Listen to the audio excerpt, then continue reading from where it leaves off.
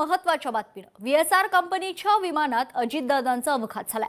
या अपघाताबद्दल आता शंका राष्ट्रवादीचे आमदार अमोल मिटकरी यांनी उपस्थित केली आहे। व्हीएसआर कंपनीनं डिसेंबर महिन्यात प्रत्येक पायलटचा 50 कोटींचा विमा उतरवला होता आणि जानेवारी महिन्यात दुर्दैवी घटना घडली। यावरही मिटकरींनी शंका उपस्थित केली आहे। पायलटला हिप्नोटाइज केलं गेलं होतं का? ज्याप्रमाणे लिट्टेने मानवी बॉम्ब बनवला होता, अजमल कसाबला हिप्नोटाइज करून पाठवण्यात आलं होतं। असंच व्हीएसआर कंपनीच्या पायलटला 50 कोटींच्या विम्याचं आमिष दिलं गेलं का, असे प्रश्न मिटकरी यांनी उपस्थित केले। दरम्यान यावरून आता काही राजकीय प्रतिक्रिया देखील आल्या, पाहूयात।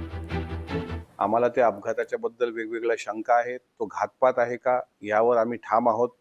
त्याचे पुरावे तसे समोर आले पाहिजे। व्हीएसआर कंपनीच्या संदर्भामध्ये एक माहिती अशी पण येते आहे की त्यांनी त्यांचे कंपनी जितके पायलट आहेत त्या प्रत्येकाचा 50 कोटी रुपयाचा विमा डिसेंबर 2025 मध्ये उतरवला होता आणि जानेवारी महिन्याच्या 28 तारखेला अशी दुर्घटना घडली।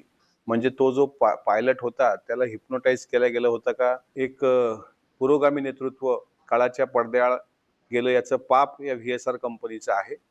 त्यामुळे या कंपनीच्या पायलटची कंपनीची सुद्धा चौकशी झाली पाहिजे। काहीतरी आहे एवढं नक्की, पण पायलट सुसाईड बॉम्ब असेल असं म्हणण्याला फार जागा आहे असं मला तरी नाही वाटत। पण अमोल मिटकरींनी जे काही प्रश्न उपस्थित केले, माणसं 6 होते तर 5च बॉड्या का सापडल्या, माणसं जळून खाक झाली तर कागद कसे कोरे करीत राहिले, ह्या मुद्द्याला तर उत्तर दिलंच पाहिजे। जर 6 जण विमानात होते तर 5च बॉडी का सापडल्या? सगळ्यात महत्त्वाचं, सगळा माणूस कोळसा झालेला आहे प्रत्येक माणूस, तर कागद कसे कोरे करीत राहिले, हे मुद्द्याचं तर उत्तर दिलंच पाहिजे। चौकशी चालू आहे, तर त्याच्यामध्ये आपलं काही मत किंवा आक्षेप नोंदवायचा असेल तर आपण तो पोलिसाकडे नोंदवला पाहिजे, त्याला ऑब्जेक्शन नाहीये। परंतु रोज एक अजितदादांचं जाण्याचं दुःख कमी आणि ह्या आरोपाचे फायदे जास्त झडत चालले, ते राजकारणासाठी बरोबर नाही। त्या विमानाचा विमा 50 कोटीचा होता असं कळतं। आता पायलटचा विमा 50 कोटीचा होता, एक नवीनच आता येते समोर येते। म्हणून या सगळ्या गोष्टीचा चौकशा जरूर होतील। सीआयडी चौकशी करते, आणखीन कोणती एजन्सी चौकशी करत असेल, परंतु आता याच्यासाठी थोडा अवधी लागेल। त्या अवधीनंतरच या सगळ्या गोष्टीचं स्पष्टीकरण होईल। प्रत्येक जणाच्या मनात आहे त्याच्यावर राजकारण कुणीही करत नाही असं मला वाटतंय। संशय व्यक्त करणं आता कसं नाही, आम्हाला वाटतंय तुम्ही तपास करावा म्हणून आम्ही म्हणतो तपास यंत्रणा करावा। आम्ही कुठल्या गोष्टीचं यायचं नाही की मीच म्हणून नाही, याच्यात कुणीही राजकारण करत नाही।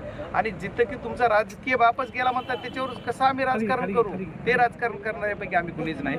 जे कुणी याच्यावर राजकारणावर की आमच्यावर कुणी बोलतंय, असं बोलले तसं बोलले काय, त्याच्यावर मला न बोलता माझी एकच विनंती आहे की कुणी पुरावे मागते त्यांना पुरावे वेळ आल्यावर बाकीच्या गोष्टीचे कुठं राजकीय देऊ।